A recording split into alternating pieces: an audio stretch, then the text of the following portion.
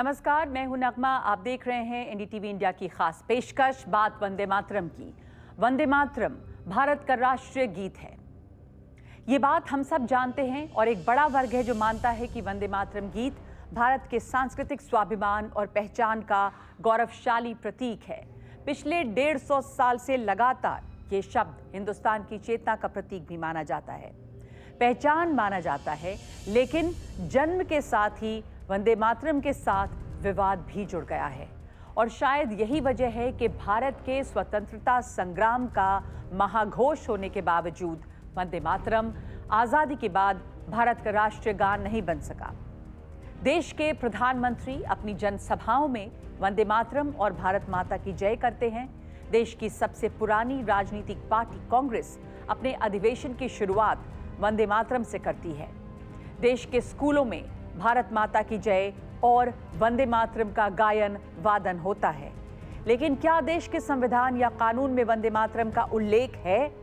क्या इसके सम्मान अपमान इस्तेमाल का प्रोटोकॉल फिक्स किया गया है? क्या इसको गाने का नियम बनाया गया है? क्या देश की संसद में वंदे मातरम का नारा लगाया जा सकता है? राष्ट्रगान, राष्ट्रीय ध्वज, राष्ट्रीय पक्षी और पशु इत्यादि की तरह क्या राष्ट्रीय गीत के लिए नियम कानून हैं तो क्या हैं और नहीं हैं तो क्यों नहीं हैं? आज़ादी से पहले और उसके बाद अलग अलग भाषा, भूगोल, संस्कृति को एक राष्ट्र की भावना में बांधने का काम जिसने किया, वो गीत एक विवाद बनकर क्यों रह गया है? वंदे मातरम को उसका असली हक क्यों नहीं मिल सका? इसके लिए कौन जिम्मेदार है? आइए इस ऐतिहासिक विवाद को समझने की कोशिश करते हैं।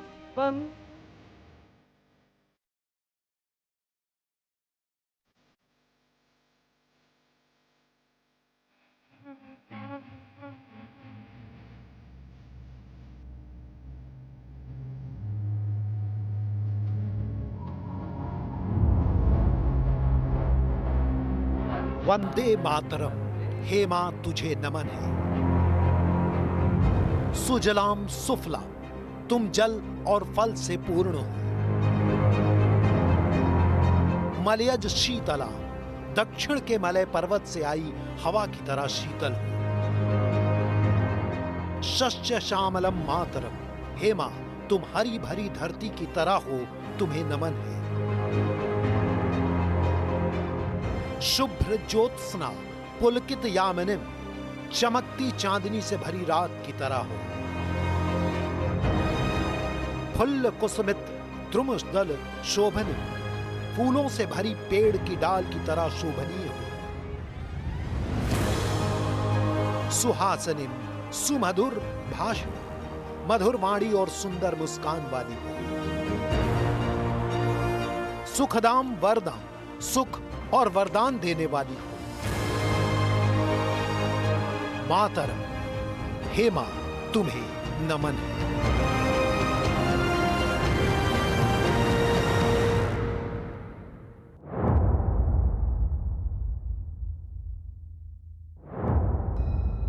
वंदे मातरम एक शब्द नहीं, पूरा का पूरा वाक्य है।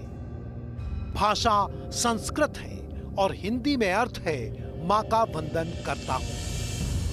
आम बोलचाल की भाषा में कहें तो मां तुझे सलाम, नमस्कार या प्रणाम। यह शब्द बहुत चमत्कारी है क्योंकि इसके जरिए सबसे पहले एक भूभाग, जनसंख्या, भाषाओं और अनेक संस्कृतियों को भारत माता के रूप में देखा गया। अमूर्त देश को चेहरा दिया गया, मां का दर्जा दिया गया। यह बात अलग है कि तब भारत या इंडिया एक संप्रभु पॉलिटिकल स्टेट नहीं था। आज की तरह ना तो इसका संविधान था ना ही कानून। पूरा भूभाग लंबे समय से गुलाम था, अत्याचार का शिकार था। तब आक्रांताओं के खिलाफ एक महान रचनाकार ने अपने महान उपन्यास से भारत माता का ताकतवर संबल तैयार किया, जो भविष्य में भारतवर्ष के रूप में पहचाना गया, जिसके लोगों ने अपने देश को भारत माता माना। एक साहित्यिक रचना ने गुलामी के खिलाफ संघर्ष कर रहे लोगों को उनका टारगेट दे दिया। देश को ईश्वर से बड़ा दर्जा दिया गया। ये चमत्कार वंदे मातरम के रचनाकार बंकिम चंद्र चटर्जी ने किया। लेकिन विडंबना देखिए, ऐसी अलौकिक रचना पर भी विवाद है, वो भी 150 साल पुराना। भारत गुलामी की जंजीर तोड़कर आजाद हो गया, लेकिन वंदे मातरम को विवाद से आजादी नहीं मिल पाई। कुछ लोग कहते हैं आनंद मठ अंग्रेजों के स्वागत में मुगलों की विदाई के रूप में आए। ऐसा नहीं है। इस्लाम के लोग आनंद मठ का विरोध क्यों किए? क्योंकि उन्होंने कहा हम एक ईश्वरवादी, एक ईश्वर को मानने वाले हैं और हमारे सिस्टम में माँ नहीं है। वंदे मातरम की एक पंक्ति है, बाहुते तुम्ही माँ शोखती, पूजाओं में तुम ताकत हो माँ। उनको इसको मानने में दिक्कत रही, क्योंकि वो वर्षों तक यहाँ रहने के बाद भी भारत को अपनी मातृभूमि, अपनी पितृभूमि मानना शुरू नहीं किया था। तो आनंद मठ अपने आप में एक जागरण है, नींद खोल के अलार्म बजाने का एक अद्भुत प्रयास रहा।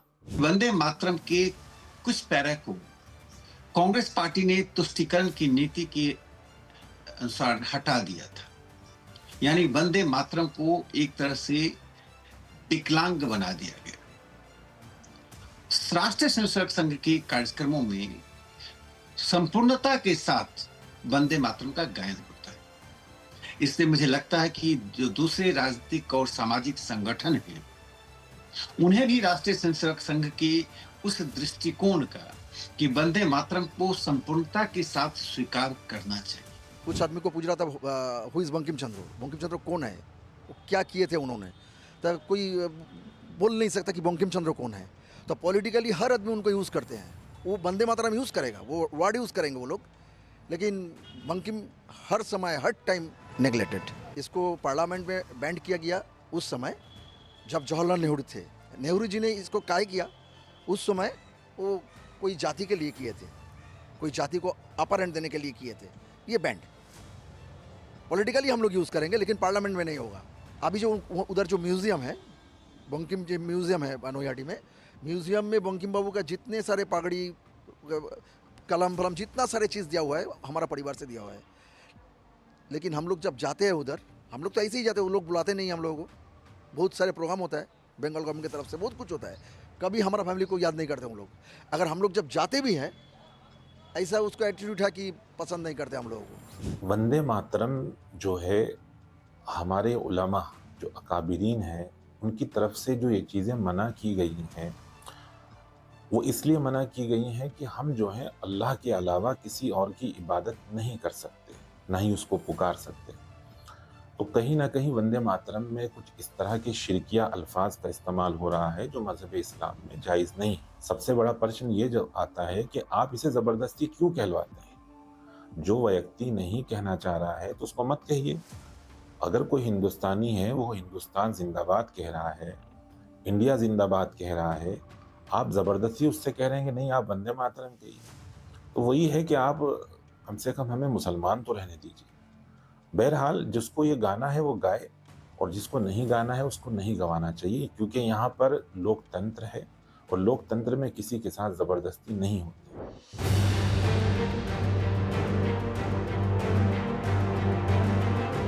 महात्मा गांधी, लाला लाजपत राय, मैडम भीखाजी कामा, जवाहरलाल नेहरू, सुभाष चंद्र बोस, सरदार वल्लभ भाई पटेल, रविंद्रनाथ ठाकुर, बंकिम चंद्र चटर्जी, मोहम्मद अली जिन्ना, गोलवलकर, सावरकर और अंग्रेज ऐसे चेहरे हैं जिनका करीबी रिश्ता वंदे मातरम के 150 साल पुराने विवाद से है। राष्ट्र वस्तुतः एक संप्रभुता का प्रतीक ही सिस्टम है। उन्होंने देश को बांधा, देश होने पर तब जाके उसमें राष्ट्र का विकास होता है। पहले देश ही नहीं था, संपूर्ण देश कतरन में रहा, टुकड़ों में रहा, एक दूसरे से बेईमानी से लड़ाई करते थे। मंगल ग्रह से जयचंद नहीं आया था, वो भी भारत का हिस्सा था। उसके लिए सत्ता प्रथम रही, राष्ट्र कहीं था ही नहीं, तभी ना पृथ्वीराज हारे। इसीलिए पहले देश का अनुभव हो, इट्स माई नेशन। और आनंद मठ ने पहली बार देश को मातृभूमि का रूप दिया। प्राचीन ग्रंथों में हमारे देश माँ है, मगर हम लोग भूल गए थे कि देश माँ है। 1757 में प्लासी का युद्ध, 1764 में बक्सर का युद्ध और 1765 में इलाहाबाद की संधि भारत के इतिहास में बहुत ही महत्वपूर्ण है। इसके बाद भारत में सत्ता की चाबी अंग्रेजों के पास आने लगी। मुस्लिम और अन्य शासक नाम भर की सत्ता रह गए। बंगाल, बिहार और उड़ीसा की दीवानी पर ईस्ट इंडिया कंपनी की पकड़ हो गई। स्थानीय शासकों के हाथ में केवल सामाजिक व्यवस्था को संभालने, इंसाफ करने, प्रशासन नियंत्रित करने का सरदर्द रह गया। मलाई अंग्रेजों के पास और स्थानीय नवाब, जमींदार और राजाओं के पास सिर्फ मट्ठा रह गया। ऐसी स्थिति में अगर कोई असंतोष होता तो उसकी वजह होते थे अंग्रेज, लेकिन विद्रोह की आग में जलते स्थानीय हिंदू मुस्लिम शासक। और सबसे बड़ी मुसीबत ये भी थी कि इसी दौरान देश में अकाल भी खूब पड़ते थे। इसकी वजह अंग्रेजों की लूट और बदइंतजामी थी, लेकिन जख्म गरीब जनता को लगता था। जनता के पास खाने को दाना नहीं था, लेकिन अंग्रेज वसूली नहीं रोकते थे। नतीजा, बगावत की ज्वाला खूब भड़कती थी।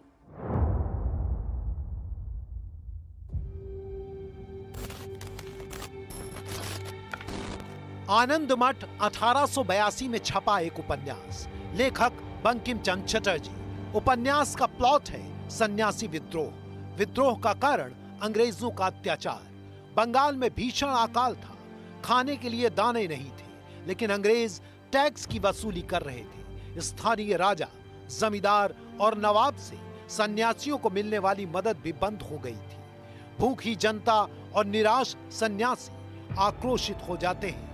1770 में बगावत शुरू होती है। अंग्रेजों की चौकियां निशाना बनी।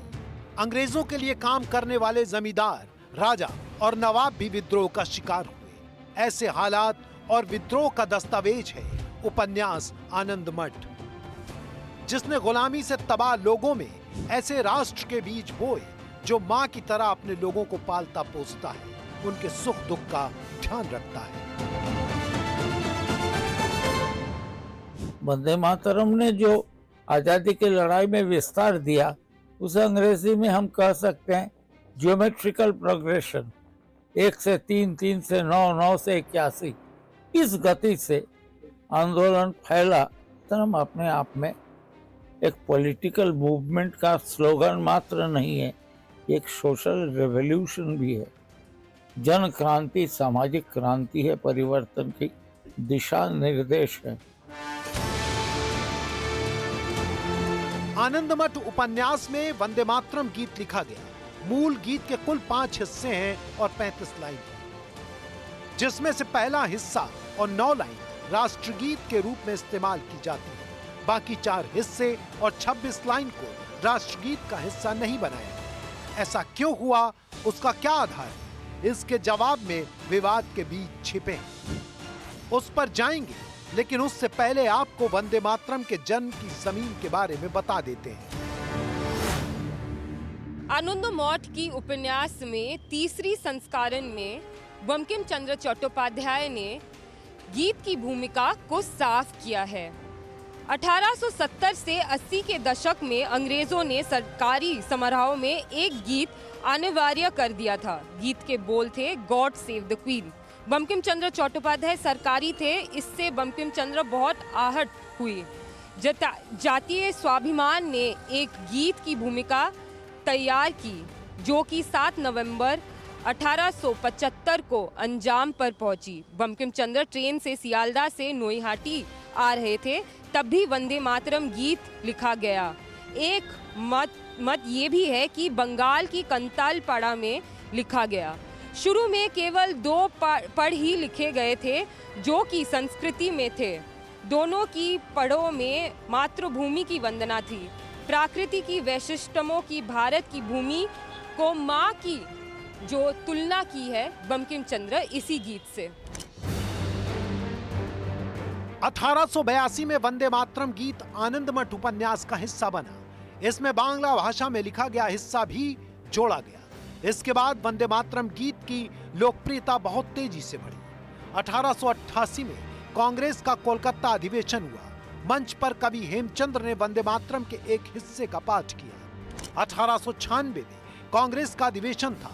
अध्यक्षता रहमतुल्ला एम सयानी कर रहे थे। गुरुदेव रवींद्रनाथ टैगोर ने पहली बार वंदे मातरम को गाकर सुनाया। इसका संगीत खुद रवींद्रनाथ टैगोर ने ही तैयार किया था। संयोग देखिए कि इसी अधिवेशन में दादा भाई नौरोजी की ड्रेन ऑफ वेल्थ थ्योरी पर कांग्रेस ने औपचारिक मोहर लगाई थी, जिसका सीधा मतलब था कि भारत में अकाल और गरीबी के लिए अंग्रेजों की लूट जिम्मेदार है।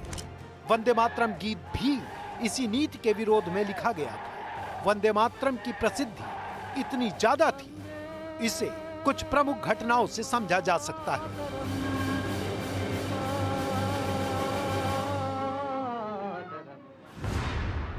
उन्नीस 1901 के बाद से कांग्रेस के हर अधिवेशन में वंदे मातरम गीत अनिवार्य हो गया था।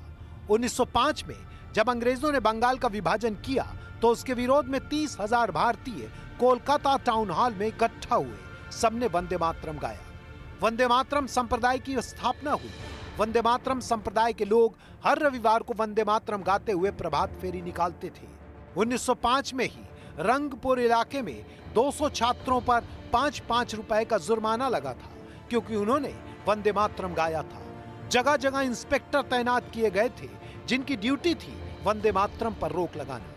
1906 में बारिशाल में कांग्रेस का जुलूस निकला तो अंग्रेजों ने वंदे मातरम नारे पर रोक लगा दी। बारिशाल में हिंदू और मुस्लिम दोनों ने वंदे मातरम गाया। आजादी की लड़ाई के फेमस लाल बाल पाल का वंदे मातरम से गहरा जुड़ाव था। विपिन चंद पाल ने इंग्लिश में वंदे मातरम नाम का अखबार निकाला था। लाला लाजपत राय ने लाहौर में वंदे मातरम नाम का जर्नल शुरू किया था। लोकमान बाल गंगाधर तिलक ने शिवाजी की समाधि पर लगे तोरण पर वंदे मातरम लिखवाया था। मांडला जेल में लोकमान तिलक और अन्य साथी कैदियों ने भी वंदे मातरम गाया था। लाठीचार्ज भी हुआ था। स्वतंत्रता सेनानी मातंगनी हजारा को प्रदर्शन में गोली लगी। उनके आखिरी शब्द वंदे मातरम थे। 1907 में जर्मनी के स्टुटगार्ट में मैडम भीखाजी कामा ने तिरंगा फहराया तो इसके बीचों बीच वंदे मातरम लिखा था। 1929 में महान क्रांतिकारी राम प्रसाद बिस्मिल की पुस्तक क्रांति गीतांजलि में भी वंदे मातरम को मातृ वंदना के नाम से छापा गया था। वंदे वंदे वंदे वंदे वंदे वंदे।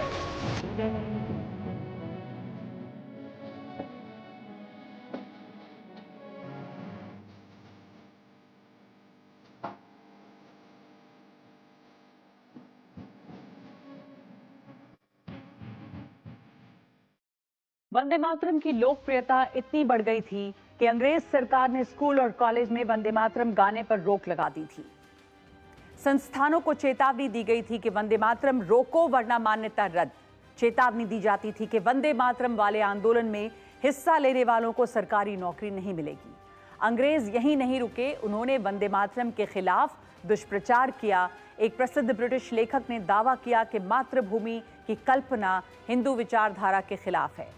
बंकिम का वंदे मातरम यूरोपियन विचारों की नकल है, जबकि सच्चाई यह है कि भारत के लोग अनादिकाल से धरती को माता कहते आए हैं।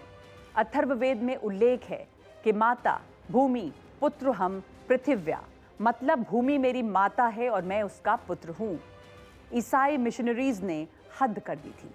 उन्होंने कह दिया कि वंदे मातरम राजनीतिक डकैतों का गीत है। इस सब के बावजूद वंदे मातरम लोगों की जुबान और दिल में जमा रहा। लाहौर से कन्याकुमारी और अरुणाचल से गुजरात तक हर जगह वंदे मातरम अंग्रेजों को विरुद्ध मुख्य आवाज बन गया था।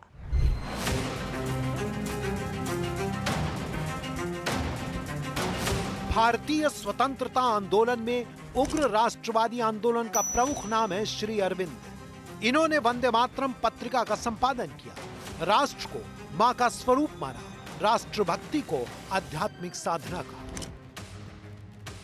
श्री अरविंद ने बंकिम चंद्र चटर्जी को राष्ट्रवाद का ऋषि कहा था। अरविंद ने ही वंदे मातरम का अंग्रेजी में अनुवाद किया था। 1920 तक सुब्रमण्यम भारती ने वंदे मातरम का कई भारतीय भाषाओं में अनुवाद करा दिया। 1906 से 1910 के बीच लंदन में सावरकर ने इंडिया हाउस को वंदे मातरम का केंद्र बना दिया। वहां यह सुबह शाम प्रार्थना का हिस्सा था। उन्होंने बैज बनवाए जिन पर वंदे मातरम और तिरंगा छपा था। 1909 में सावरकर की प्रसिद्ध पुस्तक the Indian war of independence of 1857 आई तो पुस्तक का अंत वंदे मातरम के नारे से होता है। अंग्रेजों ने इस किताब और नारे पर प्रतिबंध लगाने की कोशिश की। 1923 में सावरकर की किताब आई Hindutva, who is a Hindu, जिसमें उन्होंने वंदे मातरम को हिंदुओं के लिए राष्ट्रीय गीत के रूप में स्वीकार किया।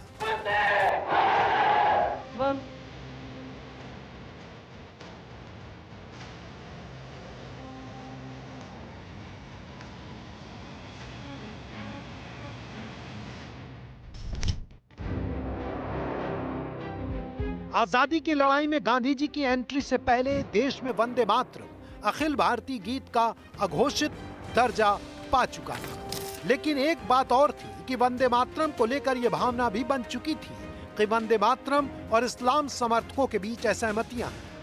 इसका सबूत गांधी जी के बयानों में मिलता है। गांधी जी को यह कहते हुए अक्सर सुना जाता था कि वंदे मातरम को कभी भी मुसलमानों का अपमान करने के लिए नहीं गाना चाहिए।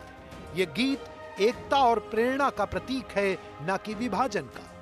लेकिन वहीं दूसरी तरफ महात्मा गांधी ये भी कहते थे कि वंदे मातरम कोई धार्मिक नारा नहीं है, बल्कि मातृभूमि के प्रति श्रद्धा का राजनीतिक उद्घोष है। गांधी जी का मानना था कि वंदे मातरम बंगाल और पूरे भारत में स्वतंत्रता आंदोलन की प्रेरणा है। इसके लिए कई स्वतंत्रता सेनानियों ने बलिदान दिया है।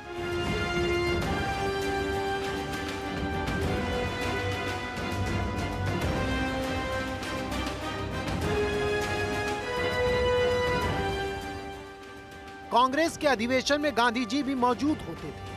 हर अधिवेशन में वंदे मातरम गाया जाता था। सभी कांग्रेसी एक साथ वंदे मातरम गाते थे।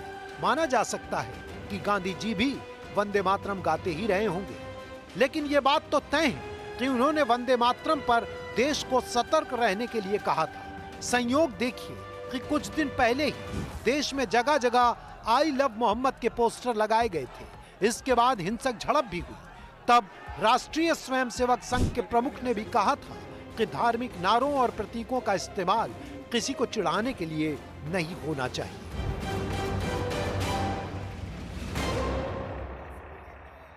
प्रधानमंत्री के मुंह से ये वंदे मातरम शोभा नहीं देता।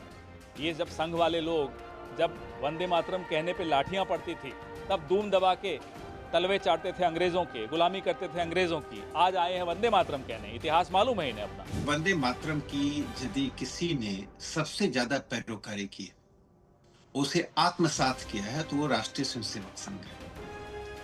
आज स्वतंत्रता से पूर्व संघ की शाखाओं में वंदे मातरम को प्रमुखता से गाया जाता रहा और स्वतंत्रता के बाद संघ और इसके तमाम आनुषंगिक संगठन, जिनकी संख्या लगभग 4 दर्जन के आसपास है, और उसके अतिरिक्त सभी छोटे बड़े संगठन कार्यक्रम के शुरुआत में या अंत में या दोनों बार वंदे मातरम का गायन करते। हिंदू मुस्लिम के बीच विवाद की टेम्पलेट सालों से नहीं बदली है। 30 दशक में भी धर्म की आड़ में राजनीतिक रस्साकशी होती थी और 2025 में भी विवाद की वही स्थिति है। हालांकि वंदे मातरम के समर्थक तब भी यही कहते थे कि वंदे मातरम राष्ट्र प्रेम है, धर्म से इसका कोई लेना देना नहीं है, और वो आज भी यही कह रहे हैं। विडंबना देखिए कि इतने साल बाद भी वंदे मातरम का विरोध करने वाले से सवाल यही पूछा जा रहा है कि धर्म और देश में पहले कौन? भारत माता की जय कहने में धर्म आड़े क्यों आता है? तेरी अगर इतनी हिम्मत है तो तुम मदीने गांव में आकर खाली सिर्फ और सिर्फ आका सल्लल्लाहु अलैहि वसल्लम के नाम से। वंदे मातरम पर विवाद की वजह सोच है। वंदे मातरम गीत में देश को माता के रूप में देखा गया।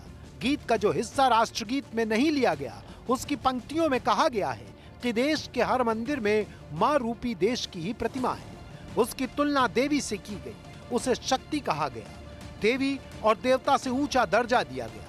मतलब देश को धर्म से ऊपर और श्रेष्ठ माना गया है। देश को सबसे ऊपर दर्जा दिया गया है, लेकिन उपन्यास में यह गाना एक सन्यासी गाता है, जबकि यहाँ उसकी भूमिका पुजारी की नहीं, उस विद्रोही की है जो देश के आम आदमी को अंग्रेजों और स्थानीय शासकों के उत्पीड़न से बचाना चाहता है। फिर भी वंदे मातरम को धार्मिक ही माना जाता है, मूर्ति पूजा से जोड़कर देखा जाता है, जो कि इस्लाम में मना है। शायद यही वजह है कि राजनीतिक रूप से यह विवाद जब जमीन पर आता है तो सवाल यही होता है कि देश बड़ा या धर्म। दुनिया में धर्म पहले या देश, हमारे लिए देश पहले है। इसलिए कि अगर से तुम अपनी ज़मीन से मोहब्बत करो, उसके बाद मज़हब से मोहब्बत करो। अगर से तुमने पहले मज़हब से मोहब्बत की, उसके बाद ज़मीन से मोहब्बत की, तो इससे तालिबान जन्म लेते हैं और तालिबानी मानसिकता। लिहाजा मज़हब ने भी ये कहा है कि वतन की मोहब्बत ईमान का जुज़ है। लिहाजा पहले वतन से मोहब्बत हो, फिर मज़हब से मोहब्बत। भारत के समाज में पहले जाति का और फिर धार्मिक भेद प्रमुखता से देखा गया। अंग्रेजों से पहले इस भूभाग में मुस्लिमों का भी शासन था। उनके खिलाफ स्थानीय इस्लामिक और गैर इस्लामिक शासकों का विरोध भी था। अंग्रेजों ने इस विरोध को चौड़ा करके अपने लिए जगह बनाई। फूट डालो राज करो उनकी उल्लेखनीय रणनीति रही। महात्मा गांधी हो या उनसे पहले का वक्त, हर जगह मुस्लिमों के हक की लड़ाई देखी जा सकती है। यहाँ तक कि अंग्रेजों ने मुस्लिम खलीफा की सत्ता को चुनौती दी तो भारत में खिलाफत आंदोलन चला। बड़े नेताओं की नीति और राजनीति में हमेशा मुस्लिमों को लेकर एक लक्ष्मण रेखा देखने को मिली। वो लकीर वंदे मातरम के किनारे किनारे भी देखी गई।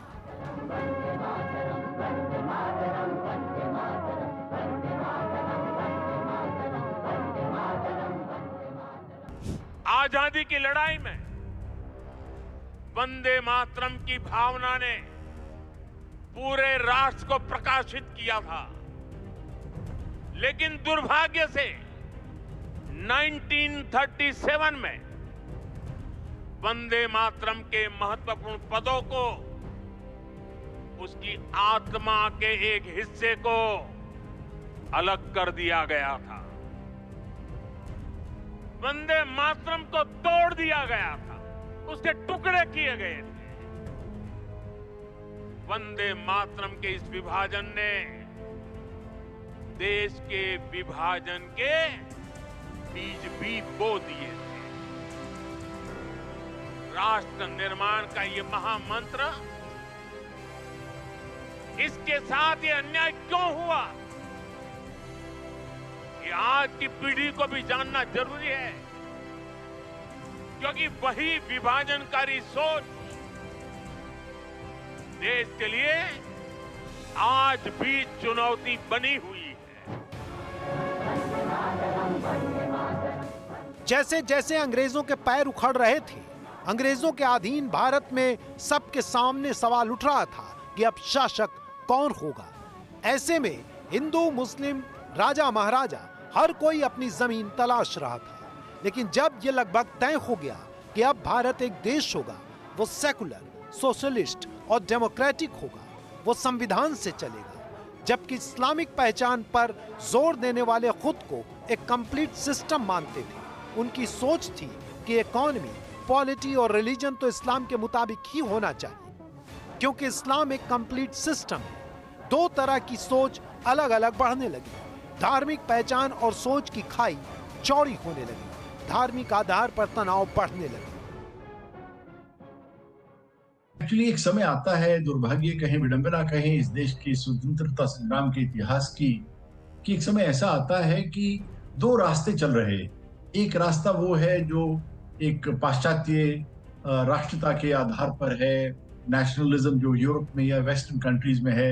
एक रास्ता वो है जो यहाँ ये जो लोग वंदे मातरम को अपना रहे हैं, ये वो लोग हैं, कहते हैं भी कुछ भी हो, बुरी राजनीतिक प्रवाह हो, आर्थिक हो, परंतु हमें अंग्रेजों का राज स्वीकार नहीं है।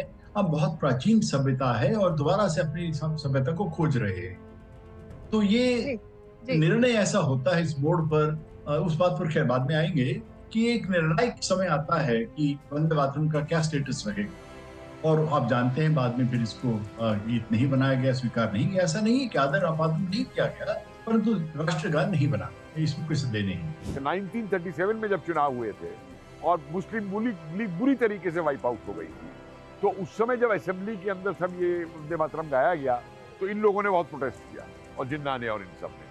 तो नेहरू उस समय टैगोर पे जाते हैं, क्या किया जाए, और सुभाष चंद्र बोस को एक चिट्ठी लिखते हैं, और बोस उसमें एक बड़ी साफ बात कहते हैं कि देखिए, मैं कोई भी जो जायज़ डिमांड है इनकी वो मानने को तैयार हूँ, लेकिन अगर ये कॉम्युनल डिमांड उठाएंगे तो आज अगर आप इस डिमांड को मान लेंगे तो कुछ दिन बाद ये अगली दूसरी डिमांड उठाएंगे, क्योंकि सिर्फ एम्बैरस करने के लिए इस डिमांड को किया जा रहा है। और तब वो टैगोर के साथ करके नेहरू ने वो लिया कि 2 अंतरे गाए जाएंगे, और वही अंतरे नेहरू ने जो है कॉन्स्टिट्यूंट असेंबली के अंदर के बजाय पूरा गाए जाने के इसको राष्ट्रगान के तौर पे केवल 2 अंतरे दिए जाएं उसके वहाँ पे लेकर। 1930 आते आते पूरी दुनिया में उपनिवेशवाद के खिलाफ माहौल बनने लगा। जिस ग्रेट ब्रिटेन के साम्राज्य में कभी सूरज नहीं डूबता था, उसके पैर उखड़ने लगे। दूसरे विश्व युद्ध के लिए तैयार हो रहे माहौल ने हालात को काफ़ी बदल दिया था। गवर्नमेंट ऑफ इंडिया एक्ट 1935 आया, इसमें प्रांत को ऑटोनॉमी मिली। 1937 में 11 प्रांत में चुनाव हुए। मद्रास, बिहार, उड़ीसा, मध्य प्रदेश, संयुक्त प्रांत में कांग्रेस की सरकार बनी। सिंध, असम, उत्तर पश्चिम सीमा प्रांत में गठबंधन सरकारें बनी। मुस्लिम लीग की सीमित सफलता सामने आई। इसके बाद आइडेंटिटी क्राइसिस बढ़ गई। जो लोग लोकतंत्र में हिंदुओं की तानाशाही का नैरेटिव बना रहे थे, उनको मौका मिल गया। लोकतंत्र में हिंदू राजा होंगे और अल्पसंख्यक प्रजा जैसी बातों का प्रचार होने लगा। इस माहौल का शिकार वंदे मातरम भी हुआ।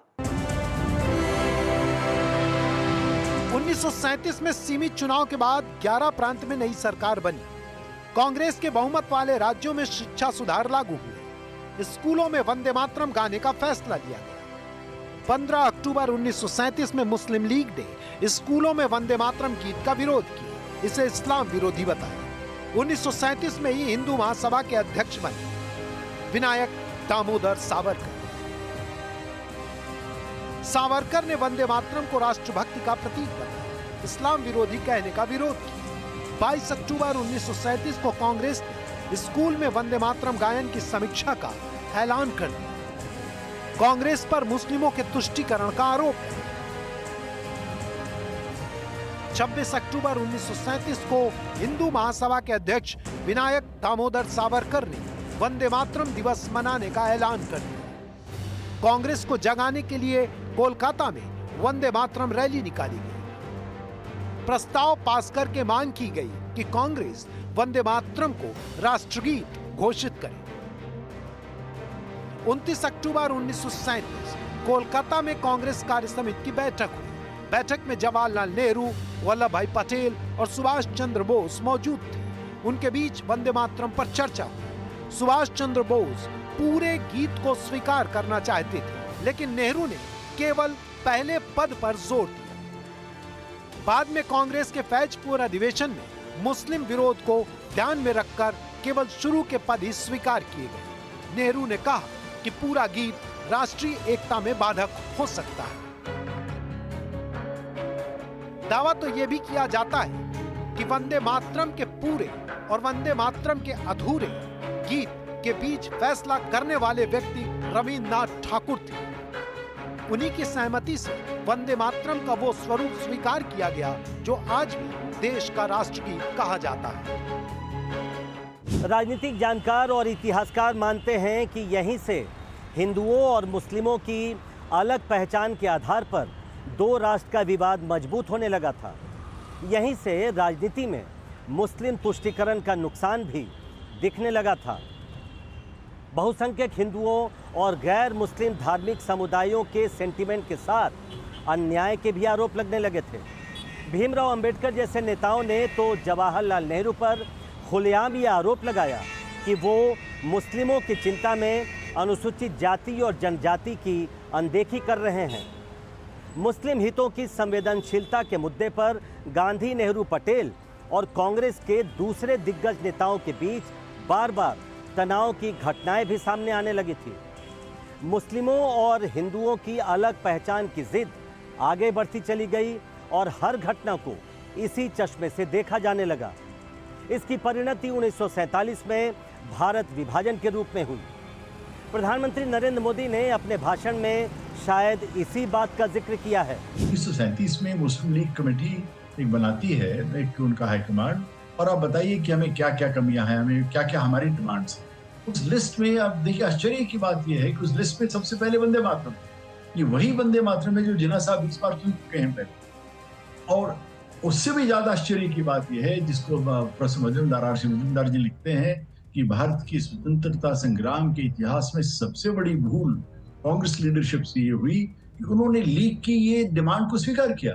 और क्या डिमांड थी वो? कि वंदे मातरम की कुछ प्रमुख स्टैंजास को हटा दिया जाए, उनको लाइनों को बदल दिया जाए, गीत का कैरेक्टर ही खत्म कर दिया जाए। तो उसका जो स्पिरिचुअल कंटेंट है, कल्चरल कंटेंट है, उसको हटा दिया जाए तो हमें स्वीकार होगा। कांग्रेस उसको स्वीकार कर ली थी। ये 1938 की रिपोर्ट के बाद होता है। उसके बाद सब इतिहास है, आप जानते हैं। जवाहरलाल नेहरू जी का एक माइंडसेट है। मैं कोई टिप्पणी नहीं कर रहा हूँ, मैं एक राजनीतिक कोई बात नहीं कहना चाहता यहाँ पर। सच्चाई यही है कि नेहरू जी को इसका कल्चरल और स्पिरिचुअल कंटेंट जो है वो शायद स्वीकार नहीं। अब तो बाद में और ये भी बनी कि इसको एक राष्ट्र का गान के लिए स्वीकार नहीं किया जा सकता, इसके स्टैंजास थोड़े कठिन है, इसका म्यूजिक बनाना मुश्किल, ये अलग बात है। पर मूल बात क्या है कि इसका स्पिरिचुअल और कल्चरल कंटेंट, जो आध्यात्मिक कंटेंट है, सांस्कृतिक कंटेंट है, वो इनको शायद स्वीकार नहीं। नेहरू से जोड़ा जाए या किसी और राजनेता से जोड़ा जाए या किसी से भी जोड़ा जाए, बहरहाल जो चीज़ मजहब इस्लाम में नहीं है, क्योंकि मुसलमान तो इस्लाम पे ही चलेगा। मुसलमान तभी होगा जब वो इस्लाम पे चलेगा। अगर इस्लाम पे नहीं चलेगा तो वो मुसलमान ही नहीं हो सकता। तो बहरहाल ये किससे हम जोड़ें या फिर हम नेहरू का नाम लें या किसी और का नाम लें, ये मैं समझता हूँ कि एक बेफुजूल बात है।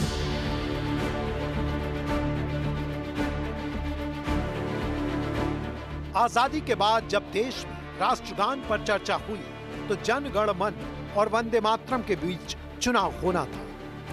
1948 में जवाहरलाल नेहरू ने एक समिति के माध्यम से सुझाव दे दिया कि वंदे मातरम को राष्ट्रीय गीत और जन गण मन को राष्ट्रगान माना जाए। अबुल कलाम आजाद ने कहा कि दोनों गीत के बीच कोई टकराव नहीं होना चाहिए। वंदे मातरम हमारी आत्मा है और जन गण मन राष्ट्र। संविधान सभा की बैठकों में भी वंदे मातरम पर चर्चा हुई थी। 1950 में फाइनली वंदे मातरम को राष्ट्रगीत घोषित कर दिया गया। तब डॉक्टर राजेंद्र प्रसाद ने कहा था कि वंदे मातरम और जन गण मन दोनों को समान सम्मान दिया जाए। इससे भावनाएं जुड़ी हैं, स्वतंत्रता संग्राम की प्रेरणा है। इसके बाद 1971 में the prevention of insults to national honour act 1971 पास हुआ। इसमें जनगण मन और तिरंगे पर प्रोटोकॉल कानून बना दिया गया, लेकिन इसमें भी राष्ट्रीय गीत वंदे मातरम का कहीं कोई जिक्र नहीं किया गया। हैरान करने वाली बात यह है कि आज भी देश के किसी कानून या संविधान में वंदे मातरम का जिक्र राष्ट्रीय गीत की तरह नहीं है और ना ही इसके लिए कोई प्रोटोकॉल है, ना ही इसके सम्मान अपमान के लिए कोई दिशा निर्देश है। कॉन्स्टिट्यूएंट असेंबली का डिबेट 2 साल 11 महीना से ज़्यादा चला। उस पूरे डिबेट में किसी कॉन्स्टिट्यूशनल प्रोविजन या किसी संविधान के पार्ट के अंदर वंदे मातरम सॉन्ग की चर्चा का कोई हमारे पास प्रूफ नहीं, मतलब ये नहीं है, जिक्र नहीं है। लेकिन हाँ, 14 अगस्त 1947 और 24 जनवरी 1950 को संविधान सभा में वंदे मातरम के ऊपर जिक्र हुआ है। 14 अगस्त 1947 को आज़ादी की पूर्व संध्या पे राजेंद्र प्रसाद जो कॉन्स्टिट्यूएंट असेंबली के प्रेसिडेंट थे, उन्होंने उनके आग्रह पे ये बात मान ली गई और सब जितने भी कॉन्स्टिट्यूएंट असेंबली हमारे संविधान सभा के सदस्य थे, उन्होंने एग्री किया कि हम लोग आज की शुरुआत वंदे मातरम गा के करेंगे। और सुचेता कृपलानी जी ने वंदे मातरम का पहला स्टेंजा गाया और बाकी फिर मेंबर्स ने गाया। पार्लियामेंट में जनो गनो मनो जो होता है, जो गाना होता है, वो वोकल ही चलता है और पार्लियामेंट खत्म होने के बाद वंदे मातरम इंस्ट्रूमेंटली बजता है।